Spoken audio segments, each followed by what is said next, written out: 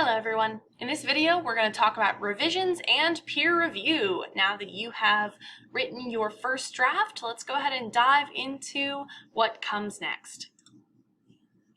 So as you're watching this video, you may want some note-taking materials. Obviously you'll have access to this video throughout the writing process, but you may find it useful to take some notes just to solidify this information in your mind.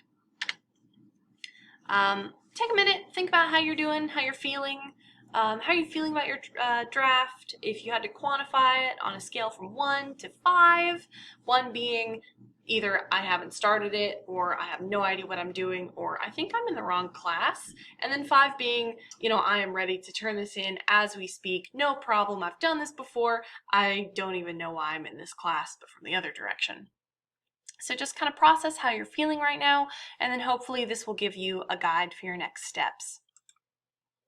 So we're going to talk about revising, and revising is a completely different beast from proofreading. You may already be very familiar with the process of revising. Maybe you've done it a bunch in high school already, but in case you need a refresher, or in case this is kind of a new thing to you, we're going to go ahead and discuss it a little bit. So from here on out, you will find it a very rare occurrence to ever write a paper just once. I think when I was an undergrad, there were maybe a couple of, history class reports that I only did one draft of, but everything else I did multiple times, multiple drafts, multiple versions, multiple revisions, and that's a good thing. If you read the Lamott piece, and I very much hope you did, you will discover that your first draft is really important, and it's supposed to be bad. If you feel like your first draft was bad, it's supposed to be. Your first draft is a place to just get your ideas down. It's a place to experiment, to try new things. It's not a place to do your best writing, and that's what revising is for. Now, revising specifically refers to what we call higher order changes to your paper. These are the large scale issues, things like your thesis, your argumentation, your organization, analysis, evidence, things that kind of affect your paper overall. Proofreading, meanwhile, is reserved for what we call the lower order tasks, spelling, grammar, formatting, sentence level issues. So it is kind of a divide between things that affect the whole paper versus things that just affect one tiny piece of it, one sentence, one word. That's really the difference. So now let's talk about peer feedback and why peer feedback is important, why it matters. So peer feedback isn't just criticism. Peer feedback has a couple of really, really important benefits. First of all, it's giving the writer another pair of eyes on their piece so that they know where they can still improve their writing. If you are writing a paper, it is really easy to either get super in your head about it and not really know what to do next, but it's also possible to have in your head what you want to say and not realize that that's not what the paper actually says. You may mean something, but because you are thinking about what you want to write, you may find that that's not actually what made it onto the page. It's sort of the issue of intentions versus impact, right? But writ large. So one of the ways that peer feedback is so great is that it gives you, as a writer, extra pairs of eyes who can more objectively look at what you're trying to say and give you advice on how to say it better. So this really helps you become a better critical writer because it forces or gives you the chance to see your writing with new eyes and to see where what you're doing in a paper and versus what you think you're doing in a paper. Peer feedback also gives you a ton of benefits as a reviewer. If you are looking at another writer's work, it helps you read and write critically because you're reading the paper to understand how they have structured their paper, what they're trying to say, and how they're trying to say it.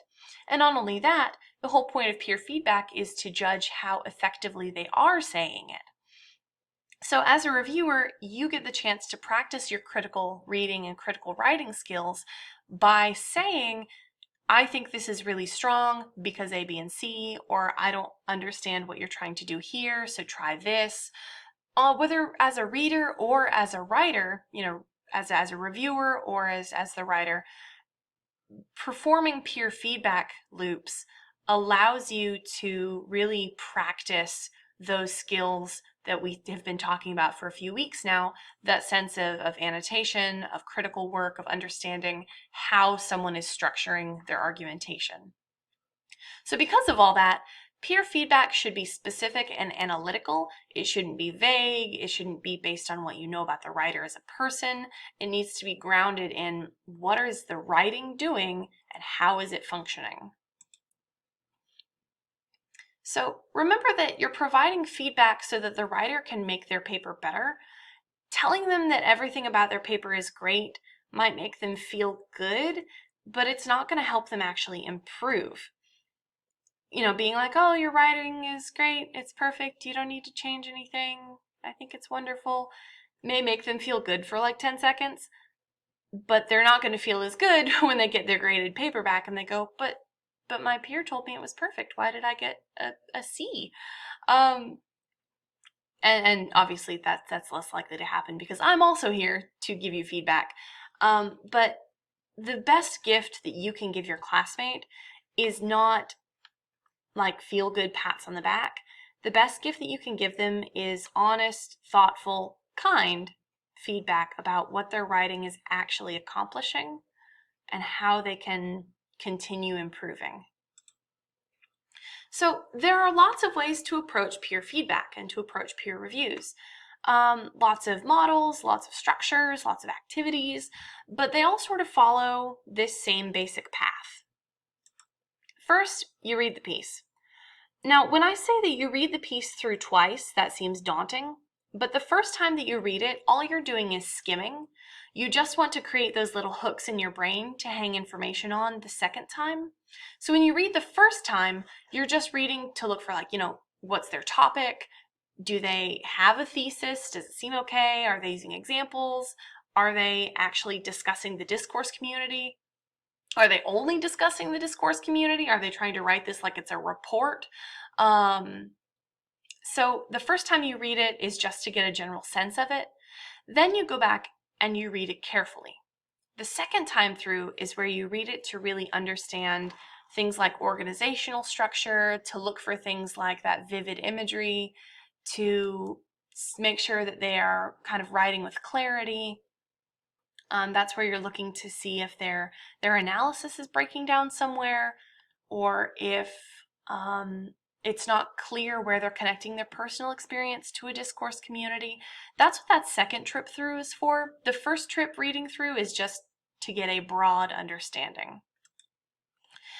So I say start with 3 positive things. You don't need to hold to that, but it is really important to start with the positives of the writing that you are reading. Think of it as kind of being like a compliment sandwich almost. But even though you don't want to baby the writer that you're reviewing, it is important to help them see where their strengths already are, because then they can take those strengths and apply them to new situations. So it's really key to start with positives. Now, again, you need to start with being very specific and very analytical. Don't just say, this is really funny, or I think your story is really good.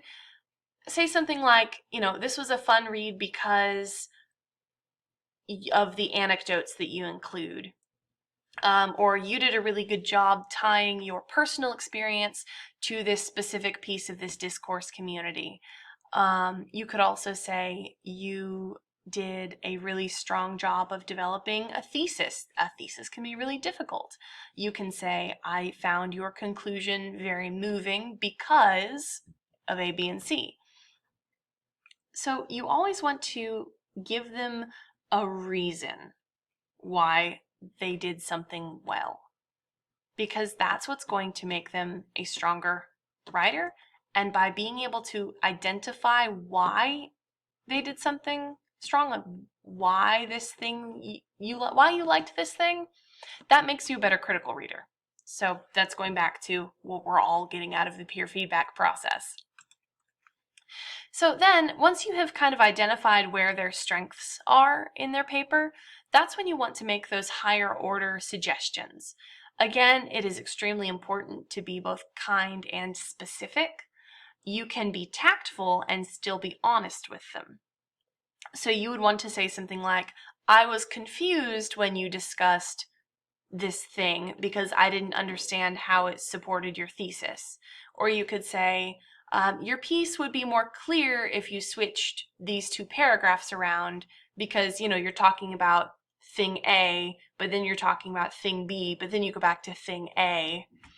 Or you could phrase it as, maybe try using the Jimmy Santiago Baca piece instead of the Malcolm X piece because it might speak more to the experience that you're trying to relate.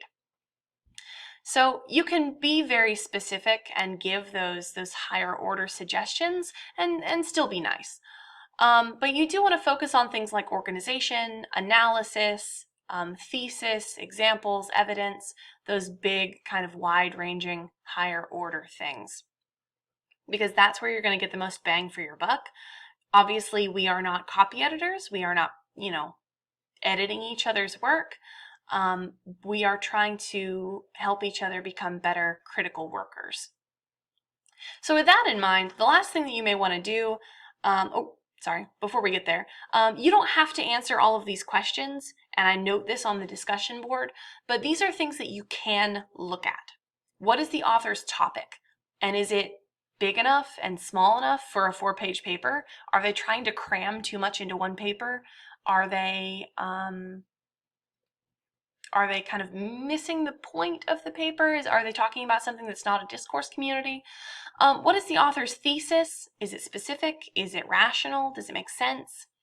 What is the organizational structure of the essay? Is it effective? So can you identify that they have organized their paper in an intentional way, and does it work? Other things you can do are identifying the strongest and weakest paragraphs. So if you identify the paragraph that lends the strongest support for the thesis and explain why it's effective, then your writer can say, well, I can use this as kind of a template for other paragraphs. And if you do the same thing with the paragraph that seems the weakest, they can look at that and say, well, I also know what my strongest paragraph is, so I know how to change this weak paragraph. Or they can look at the weak paragraph and say, now that I know why this paragraph is so weak, I can fix it and other paragraphs like it. And the last thing you may consider is, does the paper have good examples, vivid details, and effective imagery? Because this is a personal paper, a narrative paper, one of the things that's going to make it really effective is including specific details.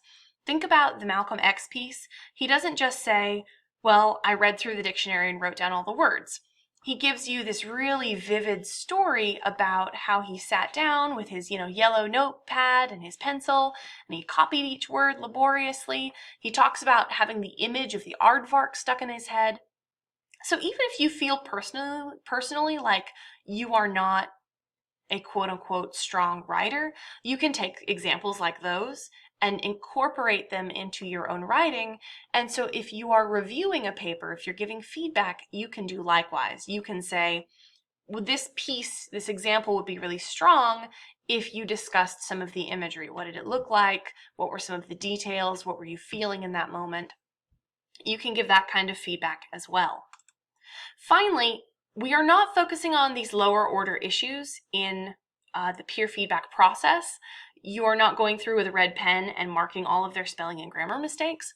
But if something jumps out at you as you read, like if a word is just grievously misspelled or the wrong word, or if you see where they're missing a period or something, don't be afraid to just quickly point it out in passing and then move on. If you catch it, that's great because maybe they didn't, but do not, under any circumstances, focus on this proofreading stuff. You can make corrections if you catch them, but do not be looking for them. So finally, just some quick instructions. These are the same instructions that are on Canvas, both on the discussion board assignment and in the announcement. You will post your draft to Canvas, leave reviews for 2 papers by Wednesday, and then by Friday, you will reflect on the feedback that you received in 1 paragraph. That's all I have for you. If you have questions, let me know.